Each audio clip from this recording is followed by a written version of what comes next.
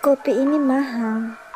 Bahkan uang kalian yang banyak itu pun tidak cukup membayarnya. Kecuali dengan nyawa kalian. Sekitar pukul 7 malam, Bagas, Irwan, dan Aditya berangkat ke tempat nongkrong biasa mereka. Sementara itu, Surya memilih pulang lebih dulu. Bukan tanpa alasan. Sejak sore, Surya merasakan ada sesuatu yang mengikuti mereka. Arwah Anjani yang seperti tidak jauh menatap dengan sorot mata penuh kebencian. Di warung kopi Mbak Siti, suasana tampak seperti biasa. 3 gelas kopi mengepul di atas meja kayu tua. Tiba-tiba, Iwan menganyi. Bau apaan ini? Kayak enak banget. Iya ya, kayak bau bunga kenanga. Iya, benar. Kenanga yang udah mau busuk. Tambahnya pelan. Aditya mengendus sebentar. Aku gak nyium apa-apa tuh. Belum sempat Bagas menjawab, wajahnya mendadak tegang. Sekarang malah jadi bau bangke. Ia berdiri menoleh ke sekitar warung. Kacau. Warung kopi kok bau busuk gini? Mbak Siti, Teriaknya. Tak ada jawaban. Mbak. Irwan ikut memanggil. Hening. Perasaan Bagas makin tidak enak. Dadanya terasa sesak. Keringat dingin pun mengalir di pelipisnya. Kamu kenapa, Gas? Tanya Aditya. Perasaanku gak enak, Dit. Kita pulang aja yuk. Jawab Bagas dengan suara bergetar. Aditya tertawa kecil. Kamu ketakutan? Di sini nggak ada Anjani loh. Tiba-tiba angin berhembus kencang. Lampu warung berkedip. Dedaunan berdesir seperti bisikan. Dit, kita pulang aja yuk. Ucap Irwan pelan. Kamu juga takut, Wan? Bukan, cuma kelihatannya mau hujan deras. Namun Irwan tahu bau busuk itu sama persis dengan aroma saat Anjani menerornya semalam. Mau pulang, Mas? Suara perempuan itu muncul tiba-tiba. Ketiganya melonjak kaget. Mbak Siti, jangan gitu dong, bikin kaget. Seru Aditya.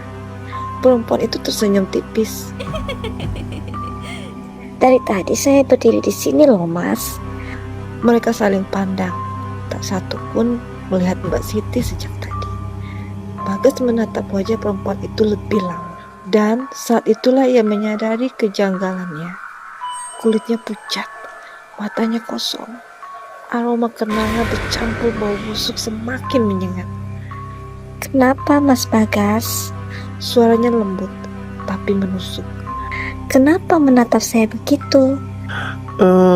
Enggak, Mbak. Jawab Bagas terbata. Bagas menunduk dan berbisik cepat. Kita harus pergi. Yang di depan kita itu bukan sini. Irwan dan Aditya perlahan menoleh. Perempuan itu tersenyum lebar. Senyum menyeringai yang membuat bulu kuduk mereka berdiri. Ayo, kita pergi.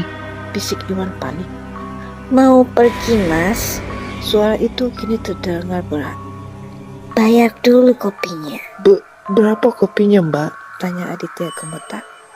Kopinya mahal, Mas. Ucapnya pelan.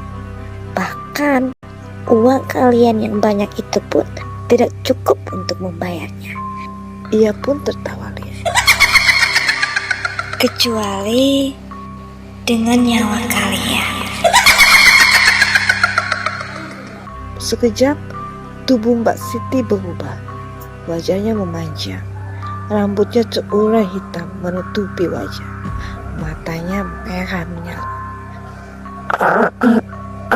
Anjani. Kalian tidak akan pernah lari dari kesalahan kalian. Akan membuat kalian hidup seperti orang gila. Kuntilanak hitam itu melayang di hadapan mereka. Bagas dan Aditya gemetar, tak sanggup bergerak. Lari! Teriak Irwan sekuat tenaga. Teriakan itu menyadarkan mereka. Tanpa berpikir panjang, ketiganya berlari meninggalkan motor mereka di depan warung. Mereka tiba di rumah Aditya dengan napas tersengal dan tubuh gemetar. Kita harus melakukan sesuatu, Dit. Ujar Irwan cemas. Iya, kalau enggak kita bisa gila beneran. Sambung Bagas. Aditya terdiam lama. Wajahnya serius. Aku akan cari dukun yang benar-benar sakti, yang bisa menghentikan arwah Jani. Dukun? Irwan terkejut. Kamu yakin?